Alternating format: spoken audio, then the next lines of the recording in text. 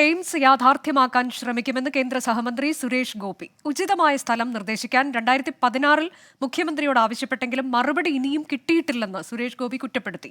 മന്ത്രിസ്ഥാനം വലിയ ഉത്തരവാദിത്തമാണ്.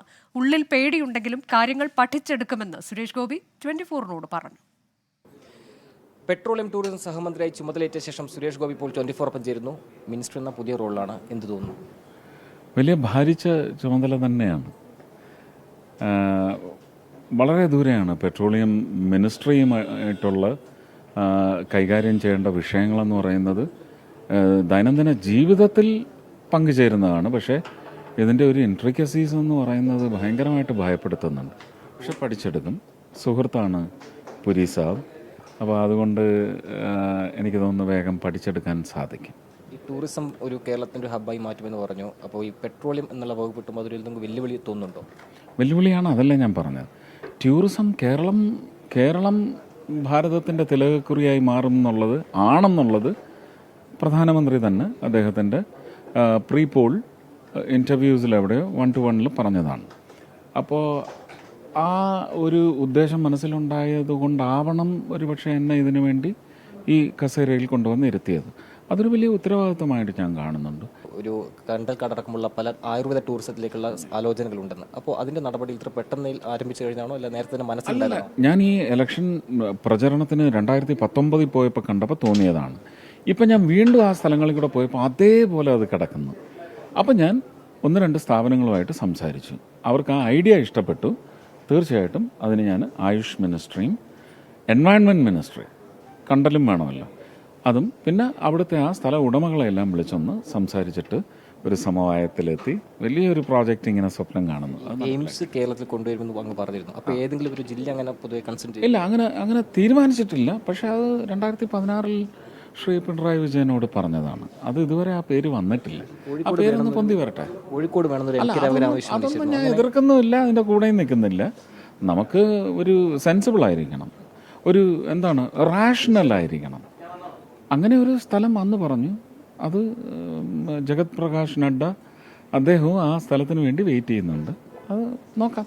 സിനിമയും മന്ത്രിസ്ഥാനം ഒരുമിച്ച് കൊണ്ടുപോകാൻ കഴിയും, ഉറപ്പായിട്ടും കൊണ്ടുപോകാൻ പറ്റും. ഓക്കെ. എന്തായാലും സിനിമയും മന്ത്രിസ്ഥാനവും ഒരുമിച്ച് കൊണ്ടുപോകാൻ കഴിയും. മാത്രമല്ല കേരളത്തിൽ കൊണ്ടുവരാനുള്ള ഒരുപാട് പദ്ധതികൾ അതെല്ലാം തന്നെ ആലോചനയിലുണ്ടെന്നാണ് അദ്ദേഹം ഇപ്പോൾ ചുമതല ഏറ്റെടുത്ത ശേഷം 24 വ്യക്തമാക്കിയിരിക്കുന്നത്. ജോഗേഷ് സിംഗിനൊപ്പം നിതിൻ അംബുജൻ, 24. നിതിൻ അംബുജൻ വിവരങ്ങളുമായി. നിതിൻ, ഭാരിച്ച ഉത്തരവാദിത്വമെന്ന് അദ്ദേഹം തന്നെ വിശേഷിപ്പിക്കുന്നത് അതിലേത് തരത്തിലേക്ക് പ്രതീക്ഷകൾ പങ്കുവയ്ക്കുന്നുണ്ട് സുരേഷ് ഗോപി?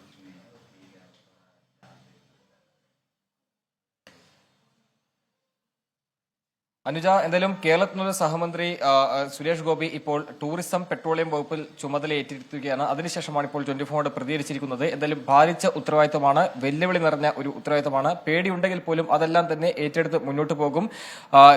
നേരത്തെ തന്നെ വ്യക്തമാക്കുന്നു, ടൂറിസം രംഗത്ത് കേരളത്തിന് പല സാധ്യതകളുണ്ട്. അതെല്ലാം തന്നെ പ്രയോജനപ്പെടുന്ന പല പദ്ധതികളും ആവിഷ്കരിക്കും. നേരത്തെ തന്നെ പ്രധാനമന്ത്രി പല അഭിമുഖങ്ങളിലും കേരളത്തിലെ ടൂറിസം സാധ്യതകളെ കുറിച്ച് സംസാരിച്ചിരുന്നു. അതെല്ലാം തന്നെ അദ്ദേഹത്തിന്റെ മനസ്സിലുണ്ട്. അത്തരം പദ്ധതികൾ പ്രധാനമായും ആയുർവേദ ടൂറിസം അതടക്കമുള്ള കാര്യങ്ങളാണ് ആദ്യമായി തന്നെ അദ്ദേഹം വ്യക്തമാക്കിയത്. തെരഞ്ഞെടുപ്പിന്റെ പ്രചരണ ഘട്ടത്തിൽ തന്നെ ചാവക്കാട് അത്തരമൊരു സ്ഥലം താൻ കണ്ടെത്തിയിട്ടുണ്ട്. അതിന്റെ നടപടികൾ ആയുഷ് മന്ത്രാലയം ചേർന്നുകൊണ്ട് നടപടിയാക്കുമെന്നാണ്. കണ്ടൽ ആയുർവേദ ടൂറിസം എന്നതിൽ തന്നെ അതിനെ കൊണ്ടുപോയി ആ സാധ്യത പരമാവധി പ്രയോജനപ്പെടുത്തുമെന്നും അദ്ദേഹം വ്യക്തമാക്കിയിട്ടുണ്ട്. ഇതിലെടുത്തു പറയേണ്ട ഒരു കാര്യം, കേരളത്തിൽ നിന്ന് അദ്ദേഹം സഹമന്ത്രിയെ സത്യപ്രതിജ്ഞ ചെയ്ത ശേഷം ആദ്യം വ്യക്തമാക്കിയത് കേരളത്തിൽ എയിംസ് കൊണ്ടുവരുമെന്നുള്ള ഒരു കാര്യമാണ്. ആ എയിംസ് കൊണ്ടുവരുന്ന ഒരു കാര്യത്തിൽ നേരത്തെ 2016 മുഖ്യമന്ത്രി പിണറായി വിജയനോട് അത്തരമൊരു പേര് നിർദ്ദേശിച്ചിരുന്നു. ആദ്യഘട്ടത്തിൽ ഒരു പേര് ഉയർന്നു വന്നത്. പക്ഷേ പിന്നീട് അതുമായി ബന്ധപ്പെട്ട ഒരു നിർദ്ദേശമോ ഒരു പേരോ അങ്ങനെ തന്നെ സർക്കാർ നൽകിയിട്ടില്ല. എന്തായാലും കേന്ദ്ര സർക്കാർ അതിനുള്ളൊരു കാത്തിരിപ്പിലാണ്. അത്തരമൊരു പേര് ലഭിച്ചാൽ ഉടനെ അതിന്റെ നടപടികൾ ആരംഭിക്കും.